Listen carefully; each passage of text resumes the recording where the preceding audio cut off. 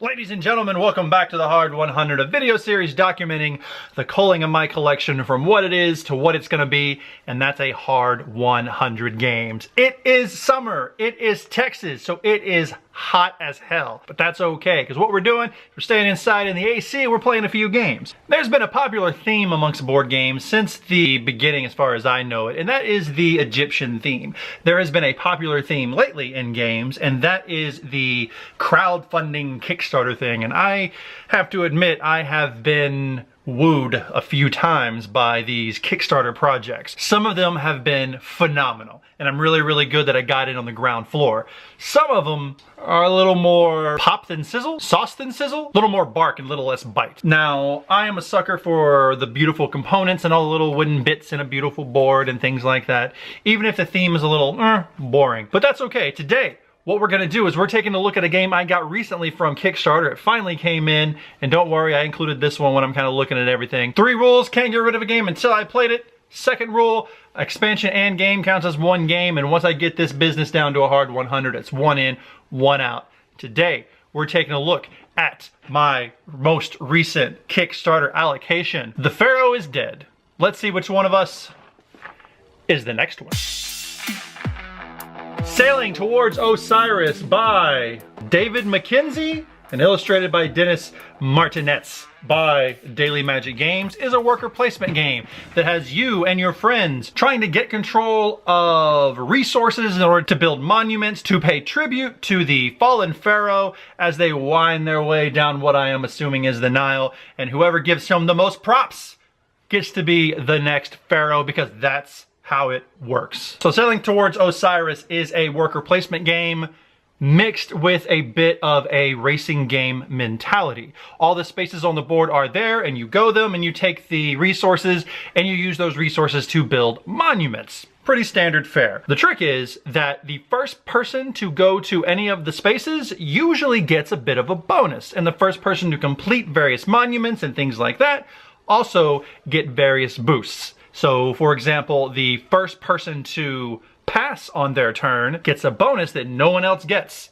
and they are the first player for the next round, and the bonus that they took is gone for the rest of the game. The other thing that's really interesting about this game is that the places that you're going to collect the resources are also the spaces that you're building your monuments.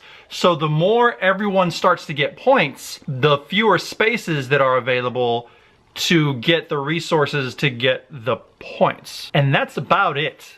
There's not really a lot going on in this game. The box is pretty. The box is, look at this big thing. It's a big box, and the insert, while beautiful, is a bit unnecessary. All of the bits are wooden and nice, and I love them. The central worker placement thing is not necessarily, I have my color and I'm gonna put my color on the board. What you're doing is old Daddy B's favorite thing, and you're drawing these workers out of a bag. When you draw these workers out of a bag, they're gonna be different colors, and you're gonna put them behind your shield, and those colored workers will be able to go and get that particular resource from the land. So if I have a little gray stone worker, I can't put him to go get me some brick or whatever. I have to put him in the mountains to go bring me stone. There's a little bit of some bluff calling, sort of. So I have to try to figure out what you have, and we can always go in the bag with some special powers to try to get some other things. And then some of the workers are specialty workers or advanced, I forget what they call them. But they have some really nice white printing on them, which means they can go anywhere to get resources.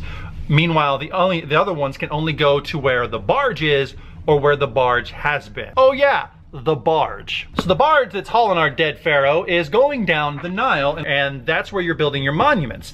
If you build your monument in a place where the pharaoh is, you get extra points, because of course, if you group them together, you get extra points, and you can build them anywhere, but you want to make sure that the pharaoh sees them as much as possible, or the person who's going to make the decision to make the next pharaoh sees them as much as possible. It's very cool how the game is 4 rounds, and there's 4 spots on the river, and that little barge is going to move forward every round. So there's a central game mechanic that is driving the rounds, other than just a little marker on a 1, a 2, a 3, and a 4. The way that I felt while playing this game was, what's the word? I was looking for more to do. When you play with 2 players, they have some spaces marked off, which is fine. When you would play with 3 or 4, it would be very much the same. When you play a 2-player game, some of the building spaces are blocked off because there are different resources for building a sphinx or an obelisk or a little pylon. And then whenever you buy that one gets covered up.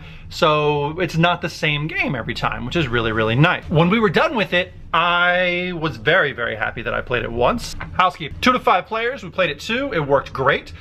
Playing with 5, I already say that I don't like playing games with 5 people unless it's a party style game.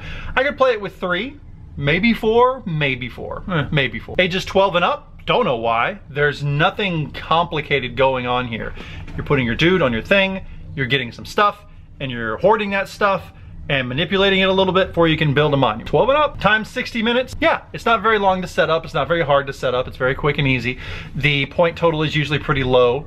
There are some city cards that will allow a bit of variety. The city cards will give you special abilities throughout the game, like to trade all of this for something or to just spin the card for the resource cost at the top. And we didn't use the city cards as much as we probably should have, because on your turn, wasting a worker to go get a city card, send that worker to go get some stuff, because that's how you win the game. And the city cards, while they are varied, they're not powerful enough to really swing the tide.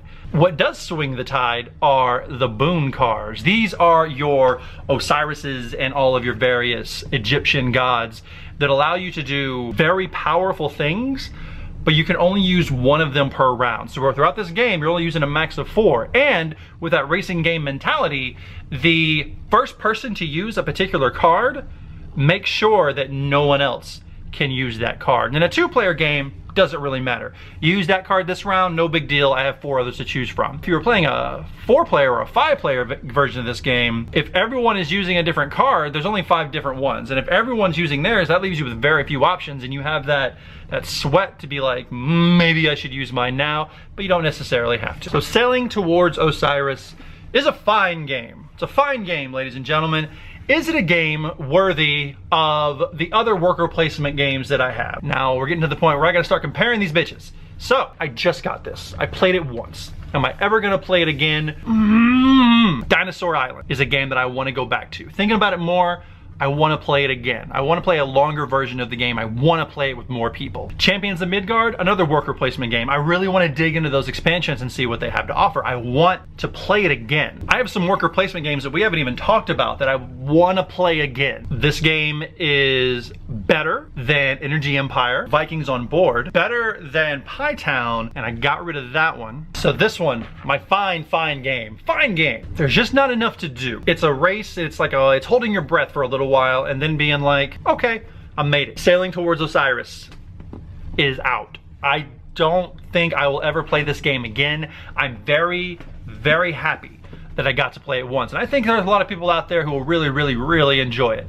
It might be right for your shelf because it's not a bad game. It's better than those other games that I said, but there's just not enough to do, so it's not good for mine. As beautiful as the box is, and as gorgeous as this board is, and the inserts, and the interesting thing you're doing with the cards, and the race mentality of the worker placement system, game is just vanilla. Not even French vanilla, like regular vanilla, just vanilla. It's not bad. Sometimes you need it. Maybe it's a palate cleanser. There's nothing that nags at me like Azul does, like Quest for El Dorado, where like I want to play it again so I can figure something out.